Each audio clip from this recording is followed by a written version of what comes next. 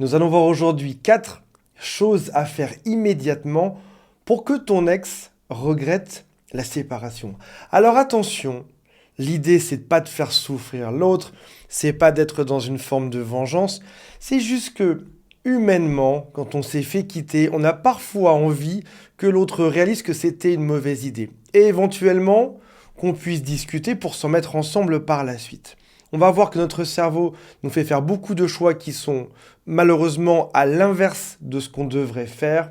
Les conseils que je vous donne sont parfois contre-instinctifs. Ça va devoir aller contre votre envie profonde pour que ça fonctionne. Avant de démarrer, si vous le souhaitez, abonnez-vous à la chaîne. Il y a aussi un quiz qui s'appelle «Quelles sont mes chances de récupérer mon ex?» Il y a aussi un lien pour que mon équipe vous contacte. Le tout premier conseil que vous avez déjà dû entendre plein de fois, c'est il faut se remettre en forme. Il y avait la fameuse mode du body revenge il y a quelques années de ça en Amérique.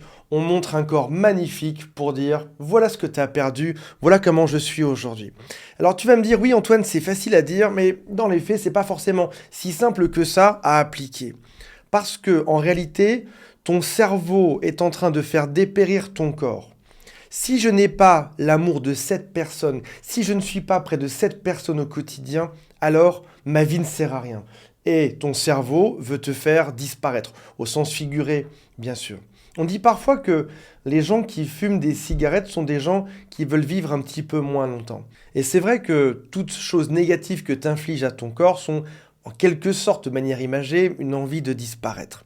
Du coup, tu as des ruminations, tu dors mal, éventuellement tu manges mal, tu bois beaucoup, tu fais des soirées, tu essayes de te changer les idées et ça va pas dans le bon sens pour montrer une revanche du corps. Ton body revenge ne marche pas là. Tu es juste en train de devenir de plus en plus sombre, de plus en plus blanc sur ton visage, de plus en plus fatigué, tu as des cernes, des poches sous les yeux, tu prends du poids, t'es pas en forme. On est fait de ce qu'on mange, je ne t'apprends rien. Et pour te remotiver, il faut penser à la chose suivante. En couple, on n'est que deux. Il n'y a pas un arbitre entre vous deux qui va dire qui a raison, qui a tort. Il n'y a personne qui va vous départager en disant par exemple vous auriez dû rester ensemble ou vous auriez dû vous séparer. Ça veut dire qu'aujourd'hui, ton ex a toujours ce doute. Est-ce qu'il a bien fait de partir ou pas? L'esprit humain a besoin de vérifier et de faire des comparaisons. Ça veut dire qu'au bout de quelques semaines de silence radio, quand il n'y aura plus de nouvelles, ton ex va vouloir vérifier. Est-ce que tu es plus heureux aujourd'hui que lorsque vous étiez en couple? Est-ce que tu as l'air plus en forme aujourd'hui, maintenant que vous êtes séparés, que pendant le couple? Ce qui signifierait en gros que si aujourd'hui tu as l'air plus en forme physiquement, le problème dans le couple, c'était pas toi, c'était ton ex. Et là, ça va remettre des choses en comparaison dans sa tête. Si tu rayonnes, ça signifie que le problème, c'était ton ex. Donc, voici ce qu'on va faire de manière très concrète dès aujourd'hui. À chaque fois que tu as une rumination sur ton ex, tu fais 30 secondes de gainage ou 3 pompes ou alors tu vas marcher 5 minutes. Tu peux faire du sport jusqu'à 3 heures par jour, jusqu'à t'en fatiguer physiquement pour mieux dormir après. Plus de boissons alcoolisées en soirée. Tu remarqueras la chose suivante. Quand tu bois en soirée, temporairement ça va mieux.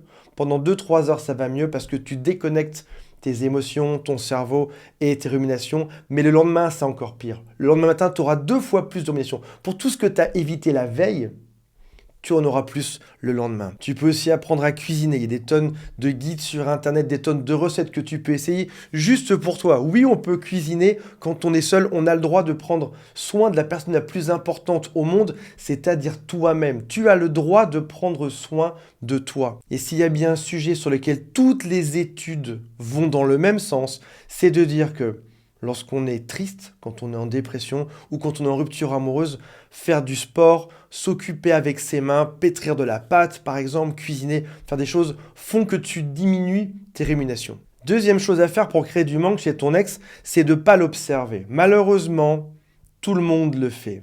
On a un compte principal, par exemple sur Instagram ou sur n'importe quel type de réseau social, et puis on a un compte secondaire. Et pour aller voir ses stories, voir ce qui se passe, on va switcher entre les comptes.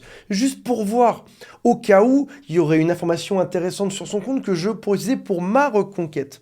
Sauf qu'en réalité, on est plus dans la peur, dans la paranoïa d'avoir une mauvaise nouvelle. Si ça se trouve, dans quelques heures, il s'affiche avec quelqu'un d'autre sur les réseaux sociaux. Si ça se trouve, elle s'affiche super heureuse dans une situation. Si ça se trouve, il a un grand sourire alors que moi, je ne me sens pas heureux. Est-ce que ça sert à quelque chose? La réponse est dans 99,9% des cas, non, ça sert à rien et ça fait plus de mal que de bien. Et surtout, ne cherche pas à l'extérieur une réponse qui est intérieure. L'idée, c'est d'être focus sur soi, se mettre au centre de sa vie. Faire du sport, manger équilibré, réduire la boisson. Oui, bien évidemment que c'est dur. Bien évidemment qu'on n'a pas envie de ça quand on se sent déprimé, quand on n'a pas de force dans son lit. Mais c'est en étant focus sur soi qu'on va rayonner de plus en plus. On fait grandir les choses qu'on regarde. Pense à un acteur de cinéma. Plus les gens le regardent au cinéma, plus les gens vont le voir au théâtre, plus les gens vont le voir sur les réseaux sociaux, plus cette personne prend d'importance. Moins on le regarde, moins cette personne a d'importance. Ce qui signifie pour ton ex que plus tu mettras d'attention sur lui, plus son importance sera grande, moins t'en mets et moins il aura d'importance. Troisième point, ne pas poser de questions aux amis, à la famille, aux collègues de bureau. On a vu que ton cerveau voulait te faire disparaître, au sens figuré bien sûr, mais il veut aussi des réponses. C'est pour ça que tu as toutes ces ruminations. Une rumination, c'est l'envie d'avoir des réponses. Je ne comprends pas un problème, donc mon cerveau tourne en boucle dessus pour trouver une solution acceptable, pour comprendre ce qui s'est passé. Et finalement, tu vas finir par t'auto-convaincre que ton ex est fou, qu'il est parti et qu'il n'y avait aucune raison et qu'il faut le sauver de ça, il faut le faire revenir.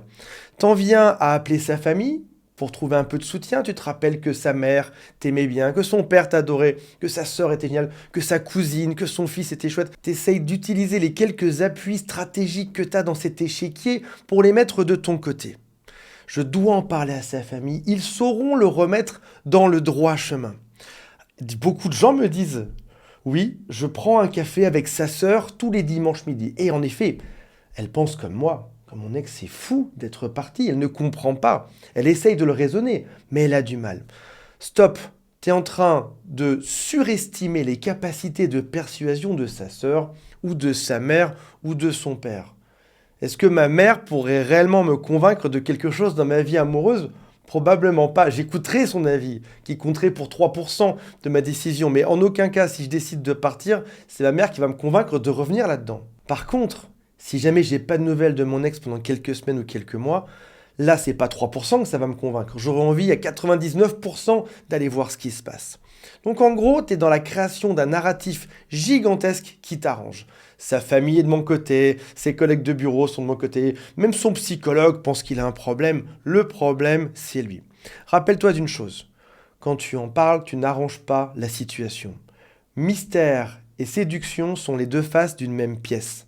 Donc crée du mystère pour créer de l'attirance. Crée du mystère pour faire que ton ex te regrette et il veuille revenir prendre de tes nouvelles. Et qu'il se dise, mince, j'aurais jamais dû quitter cette personne. Et puis il y a un autre sujet. Qu'est-ce qu'il va penser quand il saura que tu vas voir sa sœur tous les dimanches? Qu'est-ce que moi je penserais si on allait voir ma mère ou mon père une fois par semaine ou qu'on s'appelait dans mon dos? Je ne serais pas très content. Il y a mon clan, je suis parti et maintenant on est en train d'essayer de piéger mon clan pour me manipuler. Ce serait vraiment pas très agréable. Quatrième point, ne plus en parler tout court. Pour deux raisons. La première, c'est pour toi-même. Toi-même. Touche ta poitrine. Pour toi, c'est pas bon. Quand je parle, c'est une théorie que j'aime beaucoup. Au passage, on ne sait pas si elle est vraie ou pas, mais je l'adore. Quand on parle, on fait ce qui s'appelle du renforcement, qui peut être du renforcement positif et négatif. Si je passe ma journée à dire je suis beau, j'entends moi-même ma propre voix qui vient le réenregistrer dans mon cerveau, qui peut venir le redire, etc. Plus je me fais des affirmations positives, plus je vais finir par y croire. Et là, quand tu es en train de parler des problèmes de ton ex, tu fais l'inverse, tu fais du renforcement négatif. Tout un tas de problèmes qui sortent de ta bouche et qui reviennent dans tes oreilles, etc. À la limite, si tu veux en parler, trouve un pro, trouve un coach, trouve un psy, trouve un thérapeute pour en parler de manière limitée dans le temps, dans une certaine condition, à une personne qui s'y connaît et qui peut t'aider. Mais en parler à tous tes amis, ça ne servira à rien. Et puis, l'autre point, c'est n'en parle pas pour lui. Parce qu'en réalité, quand t'en parles à tes amis, ils vont aller lui répéter. Je sais pas si tu es au courant de ça. Et là, les gens disent non, non, il n'y a aucun lien entre eux, j'en parle que à mes potes de confiance. Tu sais ce que c'est tes potes de confiance? Vous avez des amis en commun. Dans chaque situation, dans chaque couple, il y a des amis en commun. Et un jour, quelqu'un de lointain, que tu connais même pas trop, va demander au pote à qui tu t'es confié, au fait, Elle devient quoi, Cécile? Léa, comment ça se passe la rupture amoureuse? Antoine, ça va la rupture? Et là, ton meilleur ami va dire, waouh, pour Léa, c'est vraiment très compliqué en ce moment. Elle est vraiment pas bien. Je te dis ça pour que tu l'aides, hein, ou peut-être essaye de le convaincre de revenir. Là, c'est la pire catastrophe. Chaque ami pense qu'il va pouvoir convaincre ton ex de revenir, ce qui aura exactement l'effet inverse.